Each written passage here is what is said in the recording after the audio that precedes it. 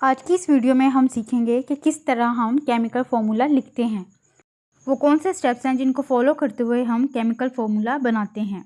तो उससे पहले हमें पता होना चाहिए what is chemical formula.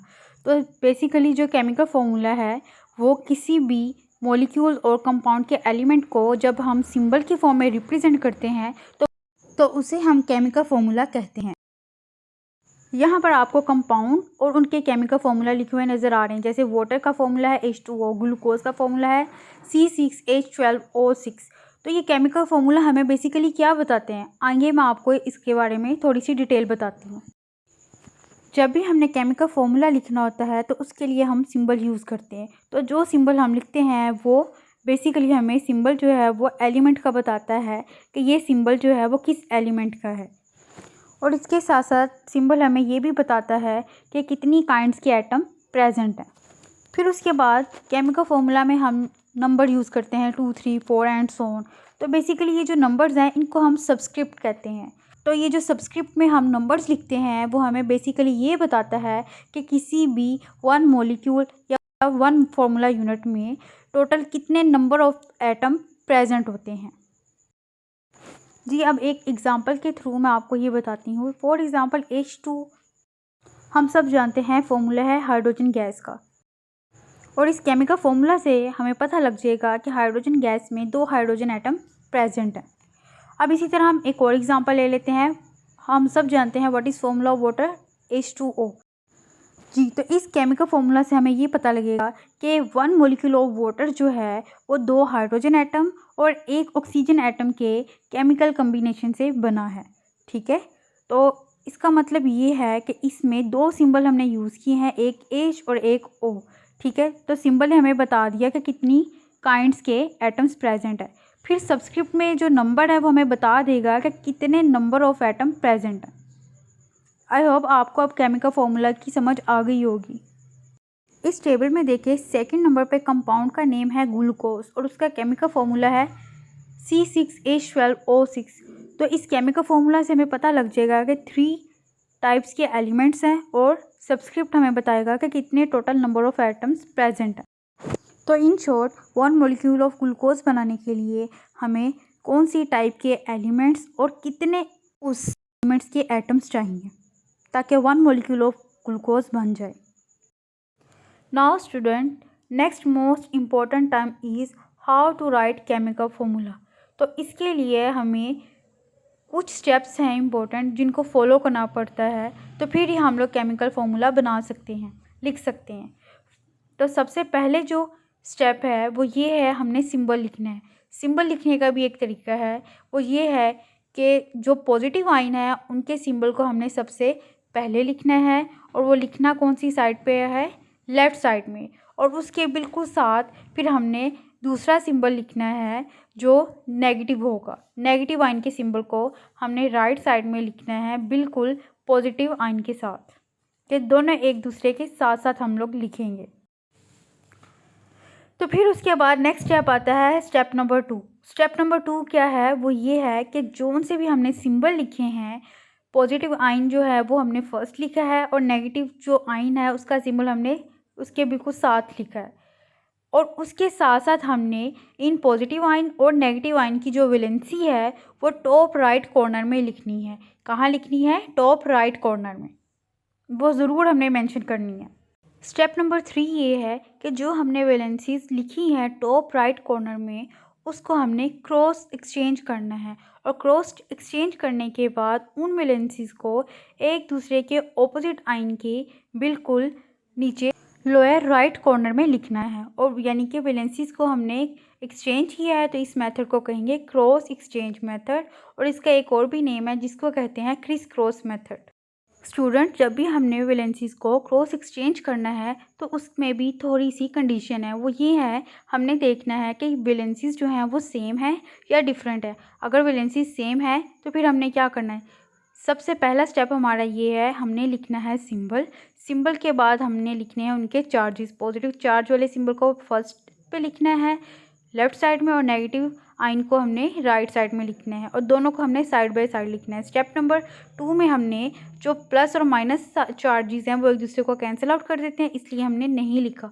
Step number 2 में हमने जस्ट वैलेंसीज को लिखा है। अब वैलेंसीज देखें, सोडियम आयन की और क्लोराइड आयन की दोनों की सेम है 1 1, तो ये दोनों एक दूसरे को ऑफसेट कर देती हैं यानी कैंसिल आउट कर देती हैं, जिसकी वजह से केमिकल फॉर्मूला में हम इनकी वैलेंसीज को नहीं लिखते।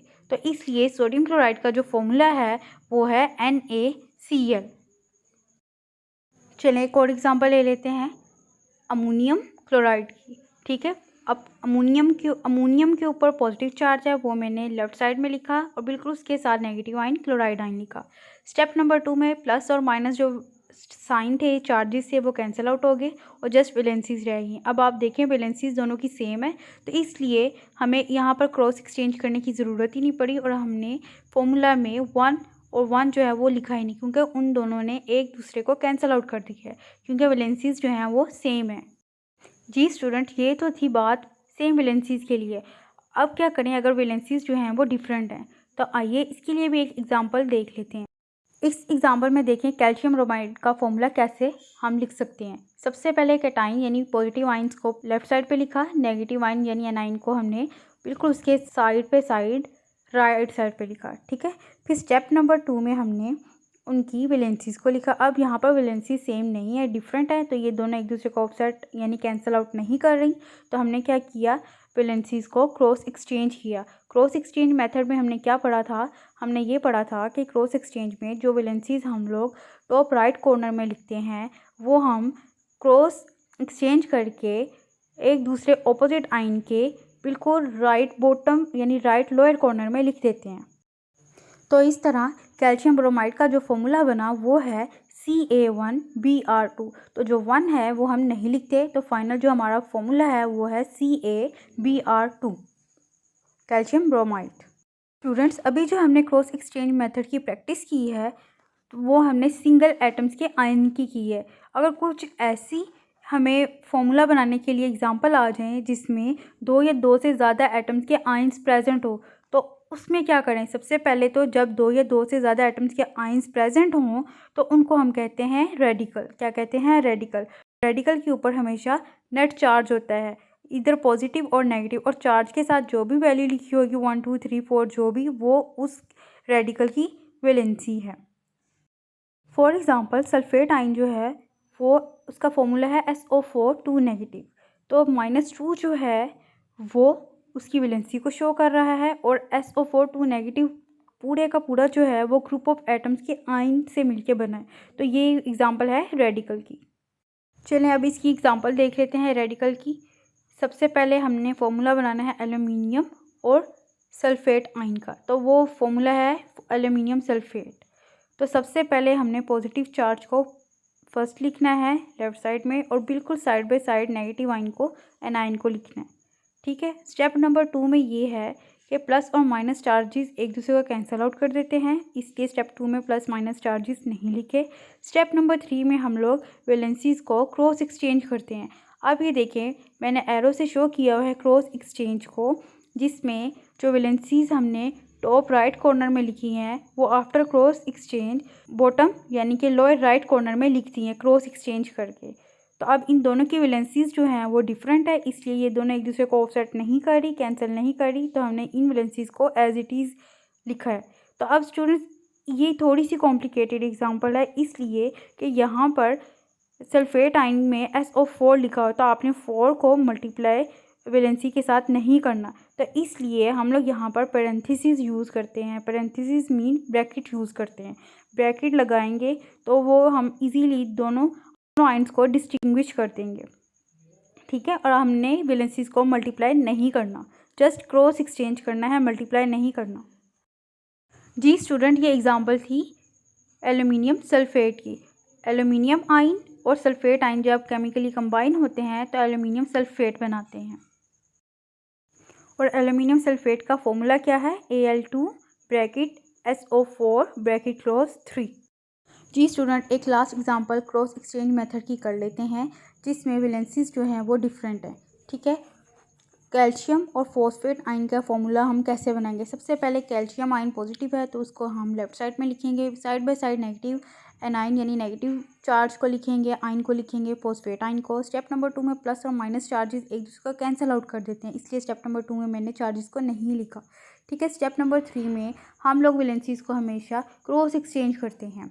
ठीक है, वैलेंसीज को क्रॉस एक्सचेंज करना है, ना कि नंबर ऑफ एटम्स को मल्टीप्लाई करना है। तो इसलिए हम इस तरह के फॉर्मूला के लिए हमेशा पेरेंथेसिस यानी कि ब्रैकेट यूज़ करते हैं, क्योंकि यहाँ पर वैलेंसी सेम नहीं है, इसलिए ये वैलेंसीज जो है कैंसिल आउट नहीं कर रही, ऑफसेट नहीं हो रही, इसलिए हम लोग फॉर्मूला में वैलेंसीज को as it is cross exchange method में लिखेंगे। ठीक है, और एंड पे जो हमारा फॉर्मूला बनता है वो है Ca3 bracket PO4 bracket close to calcium phosphate. जी स्टूडेंट, एक दफ़ा मैं स्टेप्स को रिपीट कर देती हूँ। स्टेप नंबर 1 में हमने क्या करना है, सबसे पहले सिंबल्स को लिखना है। पॉजिटिव आयन वाले सिंबल को लेफ़्ट साइड में और नेगेटिव सिंबल को राइट साइड में, दोनों को साइड बाय साइड लिखना है। स्टेप नंबर 2 में हमने टॉप राइट कॉर्नर में वैलेंसीज लिखनी है। स्टेप नंबर 3 में हमने जो टॉप राइट कॉर्नर में वैलेंसीज लिखी हैं उनको क्रॉस एक्सचेंज करना, और उस मेथड को कहते हैं क्रॉस एक्सचेंज मेथड और क्रिस क्रॉस मेथड। अगर तो वैलेंसीज सेम है तो वैलेंसीज जो हैं एक दूसरे को ऑफसेट कर देती हैं, कैंसिल कर देती हैं, वो केमिकल फॉर्मूला में नहीं लिखती। और अगर वैलेंसीज जो हैं वो डिफरेंट है तो वो फिर एक दूसरे को कैंसिल आउट नहीं करते, इसलिए वो जो वैलेंसीज हैं उनको क्रॉस एक्सचेंज करके फॉर्मूले में लिखते हैं। ठीक है, कोई भी हमने फॉर्मूला बनाना है जिसमें 2 या 2 से ज़्यादा आयंस का कम्बिनेशन है और उन आयंस पर नेट चार्ज भी है, इधर पॉजिटिव और नेगेटिव, तो उनको हम रेडिकल कहते हैं। तो रेडिकल का केमिकल फॉर्मूला बनाने के लिए हम लोग हमेशा पेरेंथेसिस यूज़ करते हैं और कभी भी नंबर ऑफ़ एटम्स को वैलेंसीज के साथ मल्टीप्लाई नहीं करते, इसीलिए हम लोग पेरेंथेसिस यानी कि ब्रैकेट यूज़ करते हैं रेडिकल का फॉर्मूला बनाने के लिए। आई होप आज की वीडियो आप लोगों के लिए है काफ़ी हेल्पफुल रही होगी। Now student, this is your self assessment. जिस तरह मैंने आपको स्टेप्स बताएं उनको फॉलो करते हुए आप इस पूरे टेबल को सॉल्व कर सकते हैं।